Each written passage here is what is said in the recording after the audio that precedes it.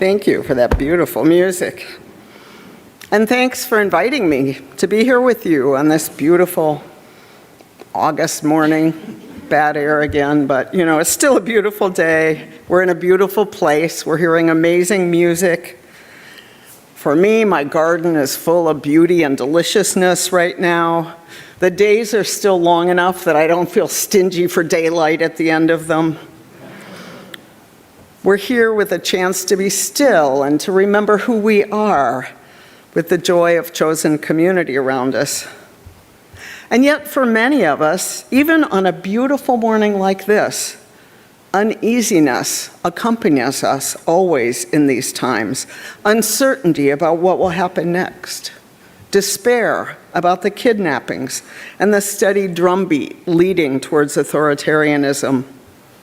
Many of us are dysregulated, struggling to know where we even live anymore. It's hard when someone asks us casually how we are. For many of us, our health's in reasonably good shape, our families are okay right now, no one we know is in immediate jeopardy, and yet to smile and say fine feels as if we're not being completely authentic. How do we stay centered, and how do we live with love in the center of our lives when so many forces that undermine love are relentlessly at work every day? At the 2024 General Assembly, Unitarian Universalists affirmed for a second time by overwhelming majority a newly revised covenant among congregations. To be clear, this is not a faith statement for individuals and certainly not a creed. It is a statement of what binds our congregations one to another with shared values. Previously, the covenant that bound us was a statement of principles, and now it is 6 shared values. And I love that you share one of these each week in your service, because I'd venture that many of our congregations still don't even know they exist. This morning, we heard about one of those shared values, interdependence. That is listed with 6 others in no particular order after a preamble, which reads in part, "Love is the power that holds us together and is at the center of our shared values. We are accountable to one another for doing the work of living our shared values through the spiritual discipline of love." So this morning I want to explore what it means to live our values through the spiritual discipline of love. When I think about it, perhaps it's similar to what Carter Hayward said. Love does not just happen. We're not love machines. We're not puppets on the strings of a deity called love. Love is a choice. Love is a conversion to humanity, a willingness to participate with others in the healing of a broken world and broken lives. Love is a choice, a discipline we can practice. Now, I am one of the many Unitarian Universalists who are not exactly renowned for discipline. We do not sit silently on zafu cushions for hours, as some Buddhists do. We do not memorize Bible or Quran verses, as some Christians and Muslims do. We kind of interpret spiritual discipline pretty loosely, and we do it our own way. I remember years ago, Stephen Colbert was talking about us being called a cult, and he said, "I didn't know free to be you and me was cult language." And well, as I said, Article 2 does not dictate individual spiritual disciplines for Unitarian Universalists. To suggest that our congregations need to covenant together with these values without any of us individually thinking about what it means to practice them is kind of hard. It's like picturing a choir where everyone gets together to sing a song that none of them know. So this morning I want to share my own journey trying to keep love in the center. I invite you to reflect about this and see what fits for you and what doesn't, and how you might do it yourself. And before I even start that, I want to acknowledge that there are people maybe in this room who don't like this notion of keeping love in the center. As the co-moderator of the UUA, while this covenant was being redrafted, and it was a great privilege to get to work with others on it, I faced many angry people over 4 years. And one surprising thing someone said to me once was, "Why is the UUA trying to force us to be Christians? Love is the language of Christianity." Before I could open my mouth, Another person in the room with a Jewish heritage took great exception to what had just been said and said, "How dare you say that? Jews have always put love in the center." Indeed, I've heard the same thing claimed over the years by Muslims, Sikhs, atheists, and pretty much everyone else. So I want to be clear that as we drafted this new iteration of the covenant, no one ever thought of practicing love as a spiritual discipline, meaning allegiance to any particular spiritual language or practice or metaphor system. I also want to say that I'm grateful to people like Carter Hayward and James Baldwin and Bell Hooks and others for articulating over and over that love is not a fuzzy, warm feeling. I don't know about the rest of you, but I don't feel particularly fuzzy and warm a lot these days about the choices our leaders are making. My own inner reality is much more aligned with, I think, what James Baldwin meant when he said, "Love is a battle, love is a war, love is growing up." He also said, "If I love you, I have to make you conscious of the things you don't see." Of course, he wrote this before social media made it so possible for all of us to see only exactly what we want to see and to avoid anything we don't want to see.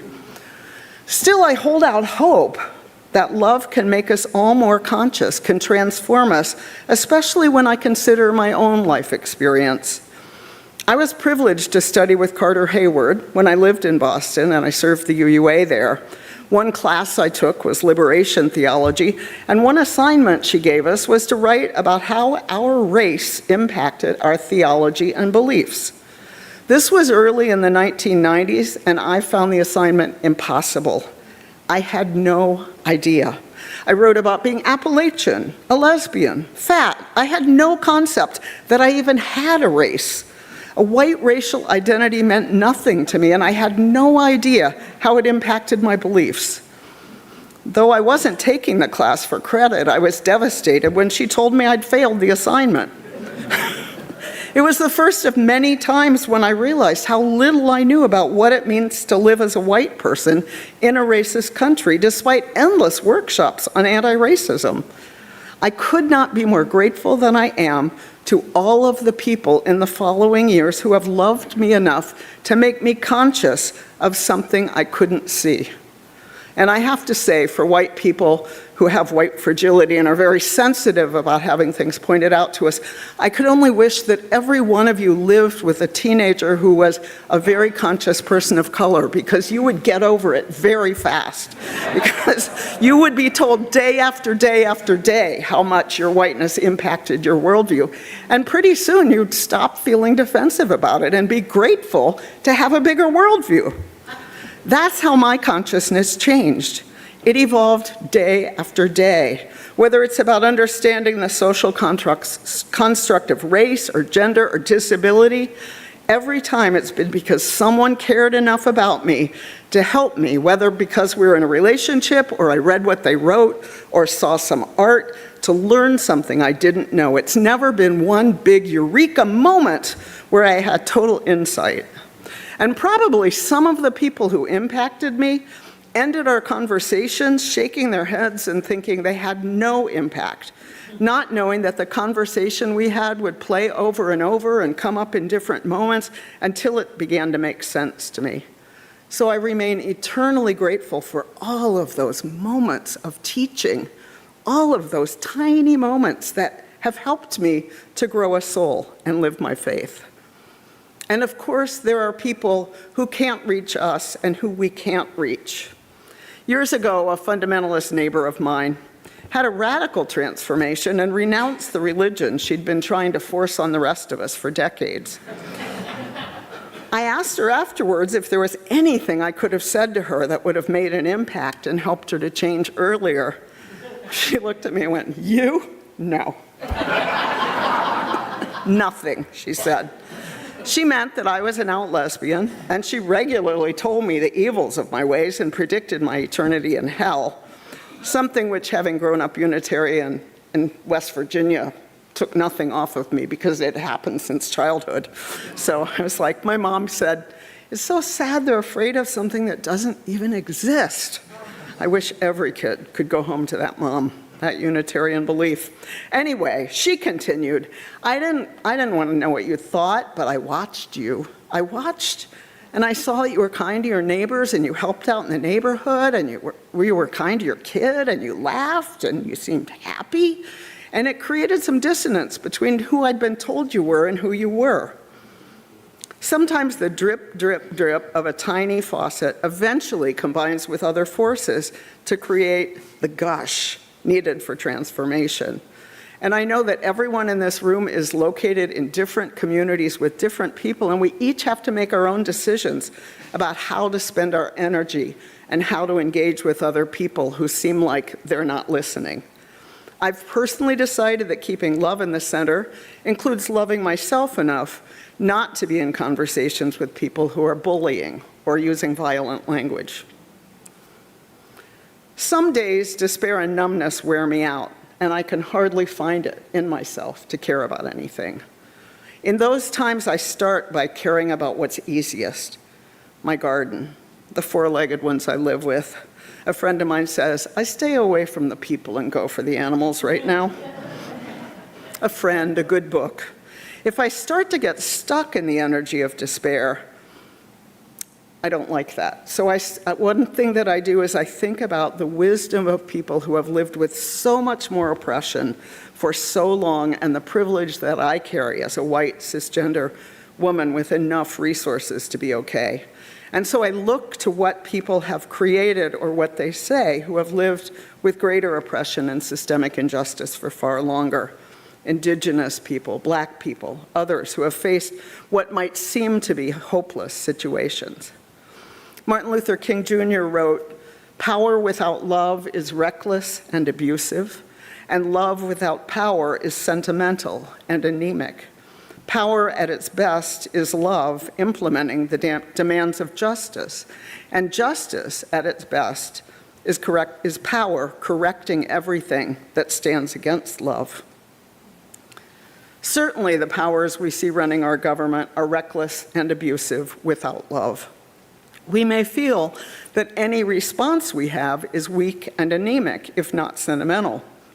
Part of the spiritual discipline of love, for me, means believing in its power even when it's hard to find it reflected in any response from those who are reckless and abusive.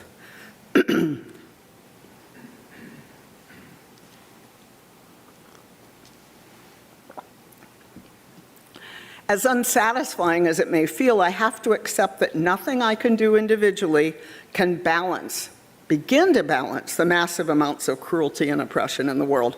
Therefore, I try to harness my own energy to the spiritual practice of love without expectation. And as I do, I keep my eye on what systemic and collective liberation can look like, so that my individual actions are aligned with collective liberation. I look for teachers I trust. I read and watch and listen to perspectives of people who are going to tell me what I can do and help me to remember I'm not alone, even as I absorb the day's horrors. I look for organizers, artists, thinkers, people I know, alive people, dead people, children, elders. For instance, Bell Hooks, a womanist writer who wrote extensively about the power of love. I go back to her books. Bell Hooks identifies several key ingredients for love, including care, commitment, knowledge, responsibility, respect, and trust. I appreciate a list like this because then I can work with and poke around in each of those ingredients as I'm able, some days being harder than others. Each of those ingredients is a struggle, and if maybe you've picked up by now that I'm not preaching this because I feel like I've got it together. I'm preaching it because we all need to think about it so much. So take knowledge, for instance. I don't know about you, but there are days when I'm just not able to absorb one more horrible thing, when I avoid the news like it's kryptonite. Knowledge for me is not only taking in facts or some facts about who's doing what on a daily basis, it's also knowing what's going to happen when I absorb those facts. When I start to feel numb or rageful, I know it's time to go in the garden and put my energy in and get my energy from the earth, or watch some women's basketball, or go other places that give me joy and strength. I also really prioritize knowledge from the communities that are most affected by what's going on right now. So there's a balance in what I need to know and what I can let roll by, which will be very different from what each person in this room needs to know. As I've mentioned, I'm very careful about where and from whom I take in news. Misinformation and disinformation are everywhere these days, and I have no patience for it. Or take the idea of commitment. What that looks like shifts regularly. There are times when I'm inspired to write letters, go to protests, call my elected representatives, and that feels like commitment. But I don't do that every day. My commitment has to be deeper than that, than any action or inaction. It needs to be baseline reality for me. Just the way I know I'm committed to my spouse every day without meaning that every moment of the day I'm doing something to live that commitment out very actively. My own limitations of age and ability factor into what I commit myself to now. But I need to do enough to know that I am living the commitment. Years ago, I was leading a workshop, and I asked a group of UUs, how many of you are activists? And a woman said, in our heads? And I said, I'm an Olympic gymnast in my head. Activism in our heads isn't going to help anyone else, but we do need to start with our own internal commitment and intention and work out from there. Having a group of people we trust can deepen our commitment and help us to live outside of our heads. I was raised, as I mentioned, Unitarian in Charleston, West Virginia. In 1965, my parents sold our house to a black family when we moved. To say it was not popular in my neighborhood, I couldn't even think of an analogy. It was not popular. When I asked my mom later where she got the courage to do that, she said from the people at the Unitarian Fellowship. She said it would have taken more courage not to do it. Community can bolster our commitment and give us the courage to live it in the world. For me, in the list Bell Hooks provides, the most central ingredient right now is care. Because we are literally told day after day by people in power that care is stupid, makes us weak, is a liability. We are shown that day after day. Knowing who and what we care about is essential, and we need to go places that allow us to care more, that deepen our sense of care, whether it's petting the cat, weeding the garden, telling friends that we love them. I know that I and many people I know were suddenly really compelled to get together with friends and tell each other we loved each other when the administration changed. I have to stop what I'm doing on my phone and listen when someone's talking to me. Putting care in the center of my life feels essential, including caring for the people who are most targeted right now. It's easy for me to care for transgender people who are cruelly and consistently targeted because people in my family and friendship circle have been trans for decades. I have to work harder to stay connected to the assaults on immigrant communities because those connections are not as deeply embedded in my daily life, and I don't want my care to be distant and abstract.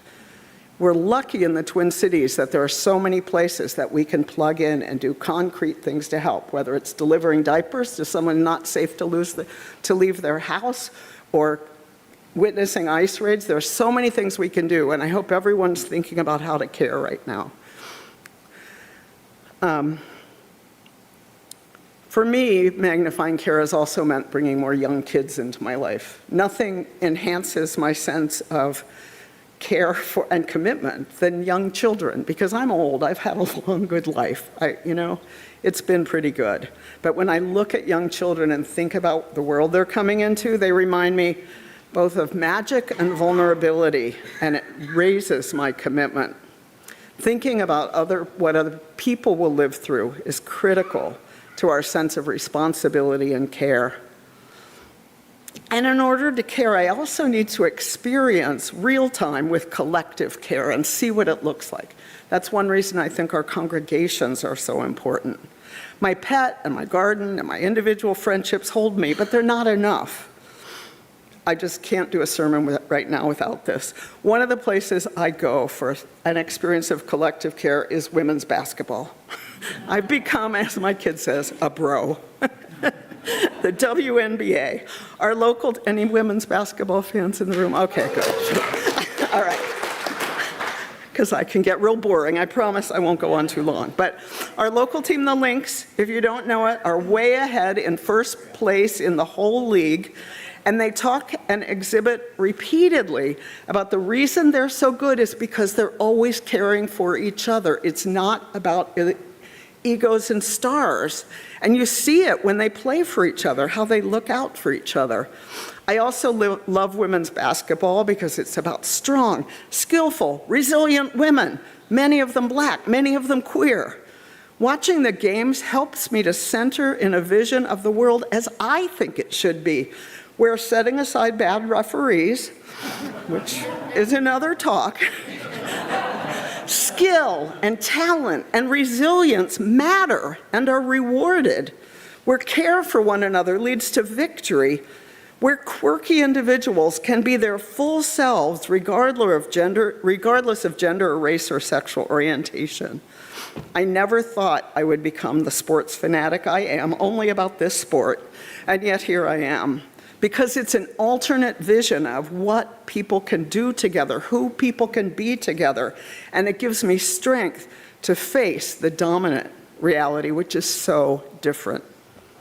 Of course, you will embody these aspects of love or others that are more important to you in different ways. I'm not suggesting the way I do it is correct or universal. I'm just here to remind us that the power of our love matters right now, and that we can help each other to remember and to practice love as a spiritual discipline. When I feel hopeless, the image that I turn to is the Buddhist concept of dependent co-arising. This is the Buddhist way of talking about interdependence.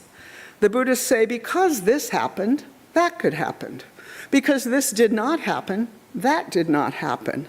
It says we're all part of the thises and the that's that create this beautiful, heartbreaking web we're in. Individually, our tiny acts of resistance and reparation may and will feel completely inadequate. Only when we come together and weave ourselves together in powerful ways can we bring love to life. I am so grateful to have been given a life where I know who my people are. How lucky I am to have Unitarian Universalist friends, colleagues, and communities to help me stay centered in love in these hideously difficult days and to call me back when I'm not. Thank you for being part of this web. May our practice of love get stronger every day.